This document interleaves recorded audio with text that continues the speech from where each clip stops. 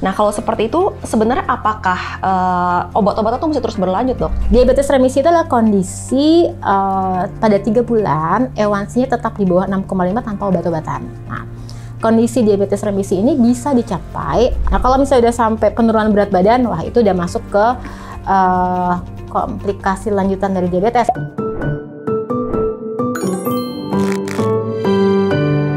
Halo teman sehat MGNIC, ketemu lagi dengan saya Jessica. Nah, hari ini saya udah ditemenin sama Dokter Faradisa Adina, spesialis penyakit dalam.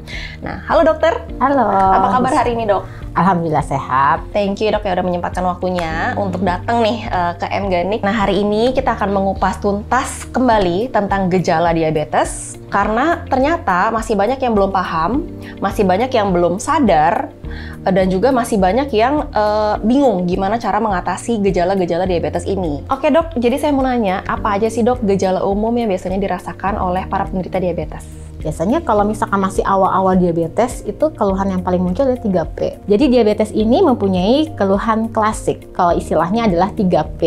Itu poliuri, polifagi, polidipsi, dan penurunan berat badan yang tidak dapat dijelaskan. Sedangkan ada keluhan tambahan lainnya, yaitu seperti lemas badan, mudah mengantuk. Bahkan kalau yang masih awal-awal itu tidak ada keluhan. Makanya banyak pasien diabetes itu terscreeningnya itu dari hasil medical check up gitu. Jadi kenapa penderita diabetes itu mengalami gejala-gejala tersebut, dok? Nah, yang pertama itu adalah istilah medisnya adalah poliuri. Nah, itu adalah sering buang air kecil. Ya, jadi ginjal itu fungsinya pertama dia menyaring gula. Setelah disaring dia menyerap kembali untuk masuk ke dalam darah, gitu ya. Ginjal itu mempunyai kapasitas, istilahnya dia cuma bisa 75 gram per hari untuk menyerap glukosa. Kalau misalkan di tubuh kita lebih banyak gula, akibatnya dia nggak bisa untuk menyerap. Akibatnya sisanya dibuang lewat urin gitu kan. Oke. Nah, 75 gram itu memang angka normalnya ataupun angka umumnya, dok ya? Umumnya. Jadi memang ginjal itu dalam satu hari hanya mampu menyerap 75 gram gula aja. Kalau misalkan di dalam tubuh terdapat lebih dari 75 gram, maka itu nggak bisa lagi diproses oleh ginjal ya? Nggak bisa oleh ginjal, akibatnya harus dikeluarkan lewat urin. Gitu. Oke. Nah, karena sering buang air kecil tersebut ini, akhirnya mekanisme selanjutnya, kompensasinya yaitu adalah haus terus, atau istilah medisnya adalah polidipsi. Nah, polidipsi itu adalah kondisi pada pasien diabetes itu sering merasa haus. Karena sering buang air kecil tadi menyebabkan adanya kondisi dehidrasi, kekurangan cairan. Karena kekurangan cairan, maka tubuh kita akan mengirimkan sinyal ke otak yang mengatakan sinyal haus gitu ya, sehingga kita akan minum lebih banyak. Oke. Nah, tadi nyambung tuh, berarti kalau misalkan urinnya keluar banyak, lalu akan timbul rasa haus. Nah, sering haus, akhirnya sering minum, akan ngaruh juga sebenarnya kan ya, ke sering pipis lagi. Jadi, paling penting untuk pasien diabetes itu adalah harus lakukan hidrasi, cegah dehidrasi, minum air putih yaitu sebanyak 30 cc per kilogram berat badan gitu ya, dan baiknya adalah air putih saja. Nah, berarti ini kita juga ingetin ya bagi teman sehat MGNIC semuanya, kalau misalkan lagi mengalami hal yang serupa, langsung deh ngitung berat badannya, lalu dikalikan tuh sama 30 cc per hari, jangan sampai kurang minumnya ya, dok ya. Mungkin kalau yang tadi kan sering haus dan sering buang air kecil, udah kita bahas ya, dok ya. Nah, sekarang masuk ke yang sering lapar. Istilah medisnya polifagi, atau yaitu sering lapar. Pertama, kekurangan hormon insulin, atau ada hormon insulinnya tapi tidak berfungsi dengan baik ya. Jadi gulanya banyak tapi tidak bisa dirubah menjadi energi. Nah, kalau misalkan ada gula tapi tidak bisa masuk ke dalam sel menjadi energi, akibatnya selnya itu kan kelaparan. Gulanya banyak tapi kita lemes, nggak ada energinya.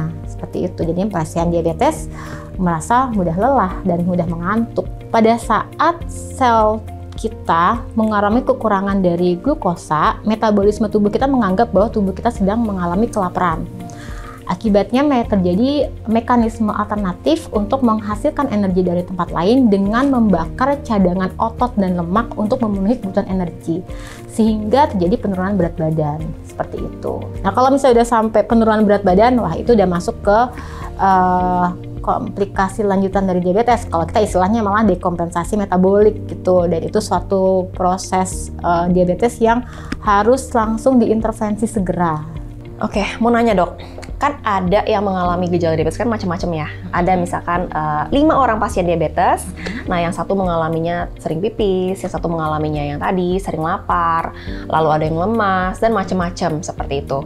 Nah, kenapa sih dok gejala setiap orang diabetes itu berbeda-beda? Tergantung kadar gula darahnya dan sudah berapa lama tubuhnya itu mengalami peningkatan gula darah. Gitu. Kadar gulanya semakin meningkat, semakin lama menderita diabetes ya berarti kan makin banyak komplikasinya, jadi gejalanya akan semakin berat gitu.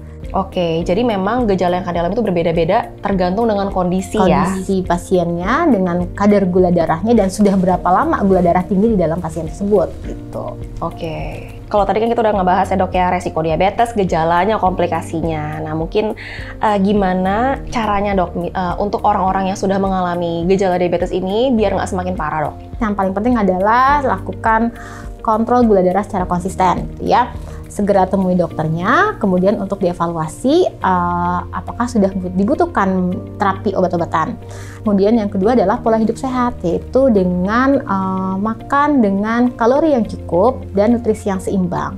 Lakukan juga olahraga secara teratur dan pastikan hidrasi yang cukup. Jadi sebenarnya baiknya ketika seseorang udah mengalami gejala diabetesnya, kontrolnya itu seperti apa sih dok? Oke, jadi kalau istilah dari kita itu adalah namanya pemantauan gula darah mandiri ya, yaitu pengobatan diabetes itu bervariasi, dimulai dari terapi oral.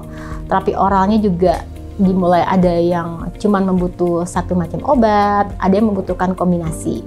Nah, kemudian lebih kompleks yaitu dilakukan penyuntikan insulin gitu ya. Nah, kadang juga kalau misalkan pada mereka yang kooperatif gitu ya, biasanya saya udah ajarin tuh cara untuk naikin turunin dosis Pak. Kalau misalkan terjadi gula darah sekian, ini turunin ya dosisnya ya. Oke, jadi misalkan nih dok ya, ada pasien yang benar-benar kooperatif banget gitu, pengecekannya juga ketat, lalu reporting sama dokter juga ketat. Lalu pasien ini juga mampu nih ternyata mengikuti pola hidup yang sehat, pola hidup sehat, pola makan, pola olahraganya, pola istirahat benar-benar dibenerin semuanya, sampai benar-benar bagus nih gula darahnya. Nah kalau seperti itu sebenarnya apakah obat-obatan tuh mesti terus berlanjut dok? Jadi sekarang itu ada namanya diabetes remisi, tapi harus hati-hati ya mengatakan diabetes remisi ini gitu ya. Diabetes remisi itu adalah kondisi pada 3 bulan A1C-nya tetap di bawah 6,5 tanpa obat-obatan. Nah, kondisi diabetes remisi ini bisa dicapai apabila kita agresif di awal, gitu. Misalkan tercapai gula darahnya dengan memperbaiki pola makan dan aktivitas hidupnya, akibatnya turun dan bisa di-challenge itu lepas dari obat-obatan. Itu masih mungkin gitu ya. Tapi balik lagi, yang namanya diabetes ini kan pola makan gaya hidup. Setelah obat dilepas, nah itu harus istiqomah tuh. Istiqomah.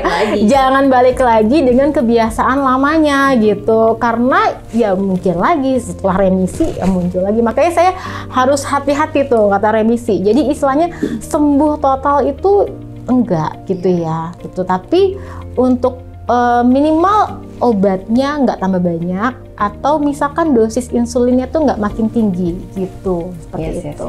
Jadi sebenarnya memang bukan yang nggak bisa diatasi dok ya, nggak bisa diatasi. Tapi bisa diatasi, tapi setelah memang benar-benar teratasi, itu benar-benar mesti di follow up dengan gaya hidup yang benar-benar baik. Ya. Dan apabila mereka dalam kondisi diabetes remisi dan gula darah terkontrol dengan diet, itu tetap harus melakukan medical check up juga. Ya. Oke, jadi apa resiko yang bisa dialami oleh para penderita diabetes kalau mengalami gejala diabetes dan nggak segera diatasi dok? Oke, diabetes itu dikenal sebagai ibu dari segala macam penyakit. Dia itu menyerang pembuluh darah. Pembuluh darah kecil yang diserang itu biasanya di mata ya. Mata itu namanya retinopati diabetes. Di ginjal namanya nefropati diabetes. Yang satunya lagi adalah di pembuluh darah di arteri-arteri di perifer, di kaki itu, peripheral artery disease. Nah, sedangkan kalau di pembuluh darah besar yang paling sering adalah penyakit jantung koroner ataupun stroke. Nah, sehingga kalau misalkan tidak diatasin, yang mana saat ini merupakan penyebab utama kematian ya, paling banyak ya, stroke dan di Indonesia dong? Iya, penyakit jantung koroner dan stroke seperti itu. Oke, jadi sebenarnya kalau saya bisa simpulkan lagi secara simpel, resiko yang bisa terjadi kalau misalkan gejala diabetes itu nggak segera diatasi adalah terburuknya bisa sampai serangan jantung dan stroke tadi yang bisa menyebabkan kematian ya dok ya? Iya. Oke, thank you dok. Jadi hari ini saya belajar lagi tentang gejala diabetes ya. Dan juga ini bagi teman Sehat M Organic semuanya. Satu, tingkatkan pengetahuan tentang gejala diabetes lagi. Dan ketika mengalami gejala tersebut, segera atasi. Biar nggak semakin parah dan nggak masuk ke dalam tadi siklus di mana gula darah dan juga penyakit diabetes semakin parah. Seperti itu dok ya. Nah mungkin dari dokter boleh dok diberikan message ataupun pesan-pesannya untuk para teman Sehat M Organic. Oke, yang paling penting adalah dapatkan informasi dari sumber yang terpercaya. Kemudian kenali gejalanya. Apabila sudah mengalami gejala tersebut, baiknya segera lakukan pemeriksaan dan kontrol ke dokter.